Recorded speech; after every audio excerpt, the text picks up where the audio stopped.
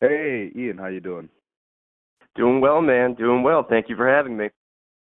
Of course, of course. Why don't you go ahead and introduce yourself? So my name is Ian Bamberger. I'm a musician, and originally I hail from Asbury Park, New Jersey, and I just moved to Brooklyn, Bed-Stuy. I guess it was Oh, early nice. September. Yeah, Yeah, okay. How you liking it? I'm loving it, dude. So Yeah, for sure. It's it's cool. awesome. That side's cool. I spent a lot of time there, so I lived there as well for quite a while. Oh, where at? I was around Pulaski and Marcy, is the last spot Yeah. I was. But yeah, how about you? Where are you at? Nostrand and I believe Park is the cross street. Okay, cool. Yeah, I was on I think like a year or two ago. It's been a while. I was near Nostrand and Herkimer. But anyways, sorry, keep going. So you're from Asbury Park, New Jersey. Recently moved to Bed-Stuy. How's everything been going so far? Why the move? What are you liking about Brooklyn so far? Yeah, so the move, I was attending the master's program at NYU for Music Business, and just to help Oh, cool. finish that, I moved into Brooklyn with my fiance, and we're basically holding up here. I got my degree, and Congrats. instituting our lives into the city. Sure. So how was the program, the business program at NYU? Seems pretty seems like a pretty world-renowned program. Am I correct? Yeah. It Yeah. So the classes were small, and I think the biggest take from it were the internships and like getting to know your classmates. These are the people who, I'll be working with for the next coming years in the music industry. But the opportunities with the internships were great. And what were some of the internships you were able to take part of? So my first one, I worked at this publicity agency called Audible Treats, which is Okay. was I think in Dumbo, and basically it was a hip hop PR, and we get all these artists on our catalog. We try to get them interviews, write reviews about their music, get other media outlets to post reactions to their music, and that was exciting. That was a really Sure. good opportunity. What do you take away from that? How do artists go about getting reviews about on their music and other media outlets to talk about them? Right? So that's a good question. With I guess any artist, it takes a whole team. If you want like an album or a song to really break, an artist, you're going to be writing music. You got to focus on that. So the PR agency, our Right. purpose was to get traction, right? Get reviews, get people listening. You know, that was the idea. So I 100%. learned basically like to refine my writing, in a creative way to write about music Yeah. and what it takes to, you know, when a song is released to get that traction. Cool. Very cool. Very cool. That's awesome. Um, so as a musician, how has some of these internships helped you with your own personal career? So I take what I learn, maybe a way to draft a press email or the way to pitch to a magazine or a radio show. I use that for myself. I'm like my own PR agency. Yeah. And do you think that's obviously it's beneficial, but do you think that's the way you're looking to continue with your own career path, or are you gonna jump back into the process of getting a team behind you as well? Do you need a team now that you have some of that information? Yeah. So basically, in regard to a career path, like I'm always going to play music. I always want to write with people and keep that like an integral part of my life. But I Hmm. guess in regard to a job, one internship I had was music supervision. And that's something that I really found a passion for. And I'd like to dive Okay. into that a little bit more. And can you dive into it a little bit more for the audience or anybody who doesn't know exactly what music supervision is? Oh yeah. So a music supervisor it can either be a freelance person or someone working for a large company, and their idea Hmm. is to place the music behind like a film, a video, a commercial. It could be background music cues or it could be a title song, like in the beginning of a trailer. Sure. That's really cool. And how does someone get into that kind of that line of work? So you got to put your name out there, basically apply as a music supervisor, but build, you have to build a rapport with maybe a TV network or a radio station or a YouTube channel and know your music, right? Like know every style of music. Yeah. Okay, you got to be able to know what works with what type of, visual, Exactly. And you've got to know, some law. So a lot of musicians forget that, like, you have a mechanical license and you need that cleared if you want to use someone's music in a film. So a lot of times music supervisors love this, this track, and they can contact the artist like, do you have your publishing and mechanical licenses ready to go? And they're like, what are you talking about? Right.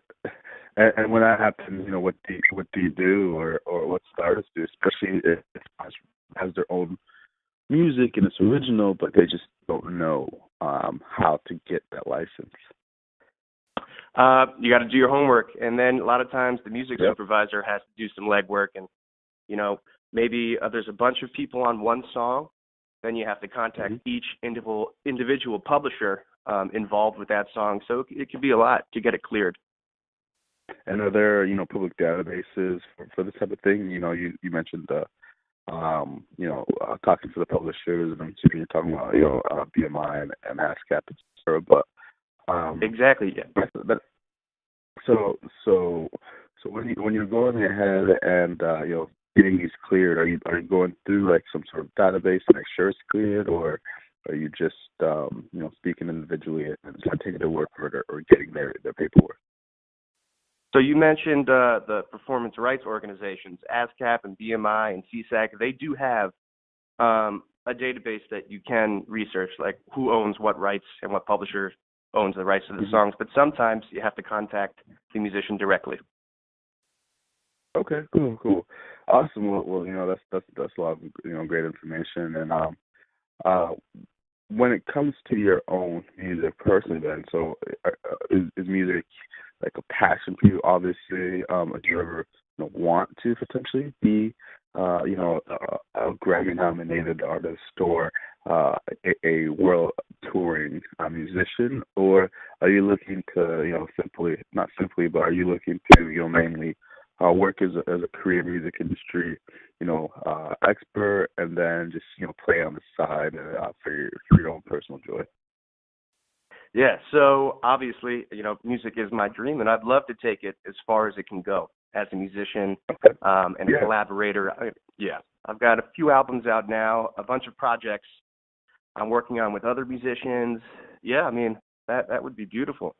So what are some of the projects that you worked on? And let's take a step back and talk about how you started, making music. What was what was the first step you took to get your first instrument or put your first original release out? All right, so this goes back to when I must have been 10, 11 years old. My dad is a musician. He's a guitar player. And, I grew up my whole life, guitars all over the house, musicians coming in and out. And basically, I picked up a guitar around 12, and my first song I learned was Stand By Me by Benny King. And that was the first, so it gave me the idea of, chords, simple chords. I never really started writing until, my sophomore year in high school. I got this delay pedal, and that was also a looper. So I put down some chords, started jamming over these chords, and basically I taught myself how to solo and, some basics, with certain keys and everything. And I guess by the end of high school, I joined my first band, and this was a musician called Tor Miller. He had a band. He's signed now, I believe, to Glassnote. But I played with him. Played all over the city, all over New Jersey. I got my first real studio time with him as a guitar player. I played lead guitar, and that taught me the ropes. And through college, I played solo. I went to Rutgers University, and basically I played coffee houses and these basement shows. People have houses, and they put the shows in the basement. I played all over there. And I graduated for from Rutgers. Students, or for Say that again? for do you play these shows for like college students and parties, or were they just for art lovers and music lovers, or? Yeah, it was I both. guess that basement. Okay, cool. Yeah. Like the basement shows, yeah, those are pretty cool parties. I don't know if you've ever been to New Brunswick, but it gets pretty rowdy. I've heard. I have heard. I definitely have some imagery. But yeah, so you said you graduated, and then what happened? So graduated Rutgers, the band broke up. So I told myself, like, I do not want this to stop. And my father was telling me, maybe join another band or keep playing guitar. And I'm like, I'm gonna save up money because I was working as a coach, and I'm gonna go to the studio and record my first EP. And I started writing. I started practicing singing, and hopped into the studio one weekend. This is Lake House Studios in Asbury Park. It's like fantastic A-list studio. Okay. And I recorded my first EP, Those Girls. And that got the ball rolling. And what I did after that was basically put the word out, I want to start a band. And I found a bassist from college and a drummer who I've been playing with for the past 4 years. That's Dr. Bill Grillo. He's a fantastic drummer, music teacher. Then I played my first show that summer at this bar called The Saint in Asbury Park. It's a cool little club, but like a lot of big names have gone through there. And that was my first show, and then I started playing all over Asbury Park, started getting gigs in the city, and the following year, I recorded my next EP. And then, once again, building with all that traction, learning the ways of, promoting your own music, getting on social media. Then the year after that, recorded my other album, and then I started attending NYU Music Business. And that was, the next step in the right direction. And I guess if you keep fast forwarding, here I am now, graduated with a music business master's degree, obviously playing on that radio show and booking shows and looking for the next chapter. Yeah, wow, that seems really exciting. And a couple of things that came to mind when you're talking about that story was, first, how did you know that you had to invest in yourself? Because I don't want to, make any generalizations, but it does seem that sometimes, artists these days don't take the investment part seriously. They seem to lack the ability to save money, because if you're a producer or a studio person or basically an operator vendor in the music industry, I think you heard the horror stories of artists who beg for things for free, but yet, and I've been on the other side of this as a former event booker. They beg for things for free, but then they get very upset when they're not paid what they think they're worth. So how did you get that kind of maturity and realizing that things aren't free? I need to pay for your music, because it's a business. You invest in your business to grow. And what that looks like? Did you have to save a lot, or was it just a relative amount that anybody could really to save up and do some work with? All right, so that's a story in itself. As a coach, I was able to make some money, and I was very thankful. I lived at home with my parents. They were very gracious and supportive, so I didn't have to pay rent, obviously. But in the beginning, with my first EP, I saved up basically half the money, I used for myself. Then the other half, over the next few months, I knew what I had to save roughly for that first CD or that first EP, and I put it aside. And I had to negotiate a little bit with certain people to make sure it was a fairer price, because some studios are very expensive by the hour. And so I did that, and basically I took that to heart. You have to spread it out. I made some money from shows, but basically you can't be hitting the studio every month, right, and recording something. So I thought, I'll do this. I'll get a band together. And luckily, when I first started, these musicians, they joined the band for free, and they played because they wanted to. And that's another thing to realize. A lot of times, and for me now, when you want musicians to join, you have to pay them. So that's something, I was very grateful that they played for free, and that's one aspect for my music that helped me save money. So Sure. that's basically it. Yeah. Very, very cool, very cool. And how, when you started playing shows, how did you start negotiating your prices for these venues when you had maybe just started out? Because I think that's another thing, artists might want to know. Like, I just put together out my first project. I want to play a show. I don't know if I can get paid for it. Did you have a lot of social media traction hype, or were you just pretty upfront and just pick up the phone call and then check a deal? How did that work? Yeah, so with the shows, I mean, it varies from club to club, and I built my EPK, the electronic press kit, and would send it out to a club. And in regard to getting paid, I mean, basically the owner or the promoter that night, you'll talk to them and be like, you bring 10 people or more. Everything after that 10-person mark, maybe you'll get like $5 from a $12 ticket or $4 from a $12 ticket.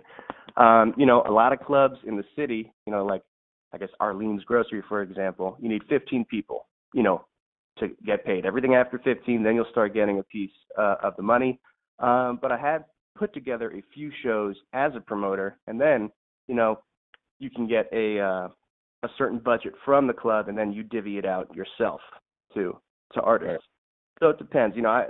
I wore both hats at points in time, booking a show, promoting it, getting all the bands, and then being the person to pay the other bands, and then obviously pitching my own music to a club.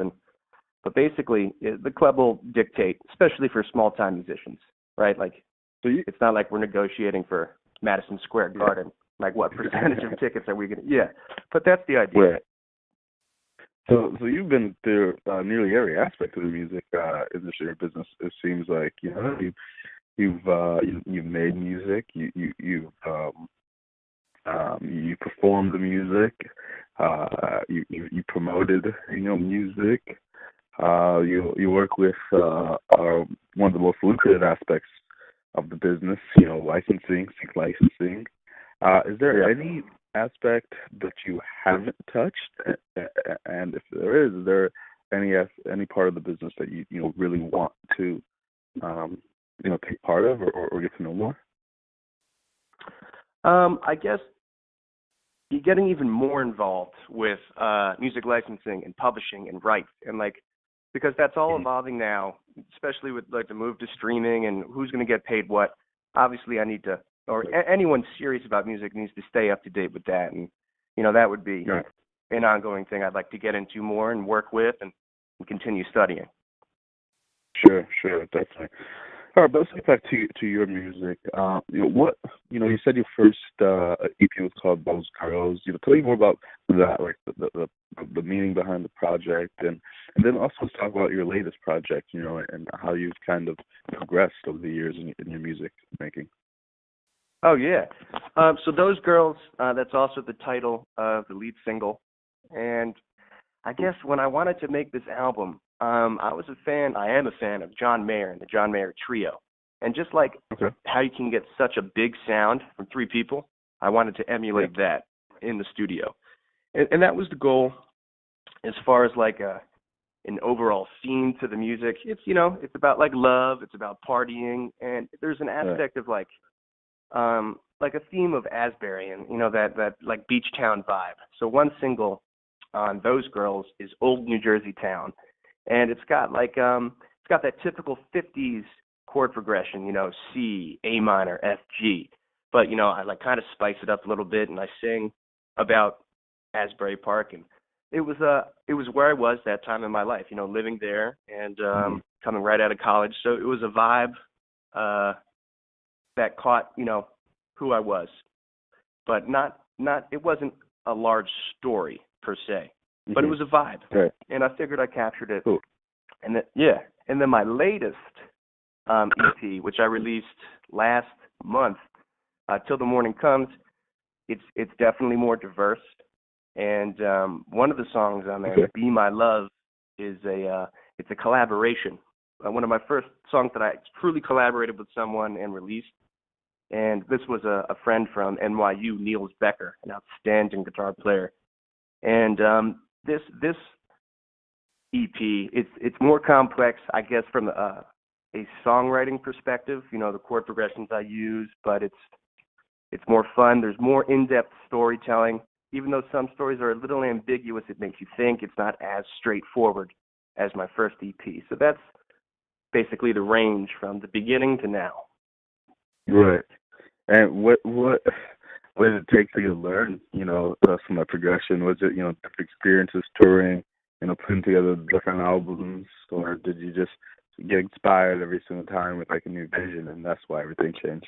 Like, have you been building on top of your past successes, or is it all just kind of some sort of like creative momentum? I think it's a little bit of both, and it changes.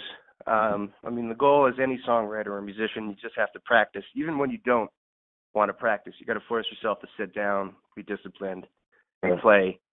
And with the creative momentum, I think one thing I've learned is always listen to new music and more music, because even if you're not playing, the more musicians you listen to or the different styles, you're still learning, and that can come out in your music. Very cool. And who would you compare yourself to, or if you had to, what type of music? I know you said you like John Mayer and John Mayer Trio. Would you compare your style to that? Do you have a very unique style, or what? Who are some of your other influences, and how does your music speak to that? Oh, that's a good question. I've heard a lot, and sometimes I didn't expect it.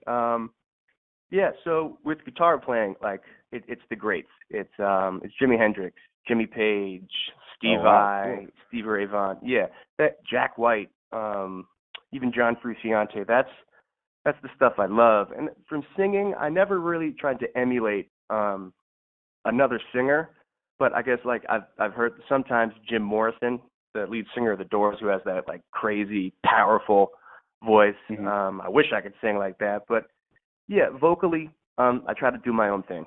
And sometimes people hear similarities, but I've never tried to do something similar to another like popular vocalist. With guitar, I do try to emulate Jack White, John Mayer, Hendrix, Jimmy Page. Those are some good mentors, I would say. Yeah. Good people to try to follow. Yeah.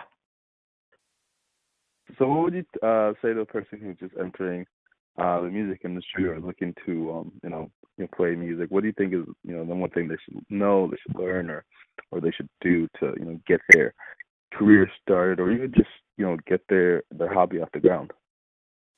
Okay, so I guess as a performer, depending on where you are, go to the places where bands play. Like, what are the popular spots? I mean, in the city, you could go anywhere. But like a smaller town, there could be a few clubs that people frequent all the time, where you have a bunch of live music.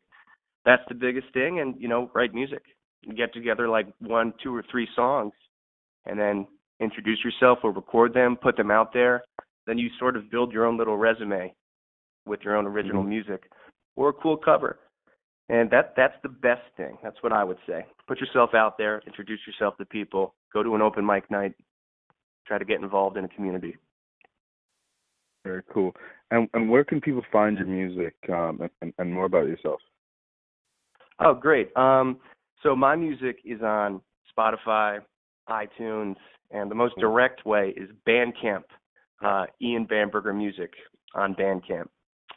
And then you could learn more about me. I have a website, www.ianbambergermusic.com, and has links to all my music videos and some press and all the music as well, and Instagram Ian Bamberger Music. Perfect. Ian, I appreciate you. Thank you so much for your time and your advice and wisdom. I wish you the best of luck, and let's reconnect, and hope to see you continue to progress in the world of music. Thanks, man. I really appreciate it. All right, take care, man. Thank you. Take care.